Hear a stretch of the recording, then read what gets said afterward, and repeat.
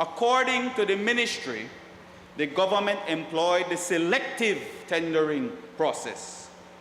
And it was at this point that everything went downhill for them, because according to the very clear language of Section 20 of the Finance and Audit Reform Act, Minister, it states, and I quote, Madam Speaker, if I may refer to my notes, when undertaking a procurement or sale using the selective tendering procedure, the government shall ensure that the number of applicable suppliers or purchasers invited to submit a tender is sufficient to ensure competition without affecting efficiency in the tendering process.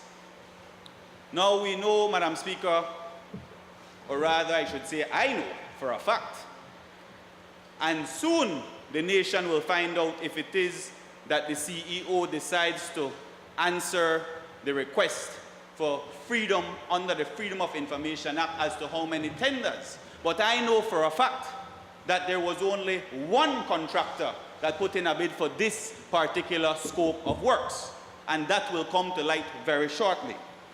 So, Madam Speaker, the government realized that when they issued that press release, there was no way that it could have fallen under the selective tendering procedure, because it was only one contractor that submitted a bid.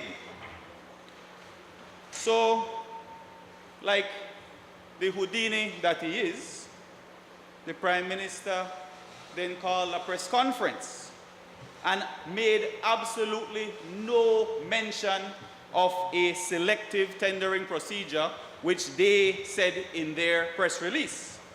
When I had the press conference and I explained the entire sequence of events, it is perfectly obvious, completely evident, that it was the limited tender procedure that was used. It was not the selective tender procedure.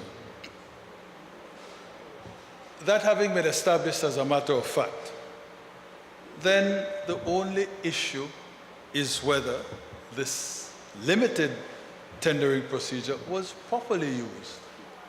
And my friend, you can sit there and quarrel with me till the cows come home. You're entitled to your analysis of the circumstances. You're entitled to your characterization of the circumstances. But you will never sway me.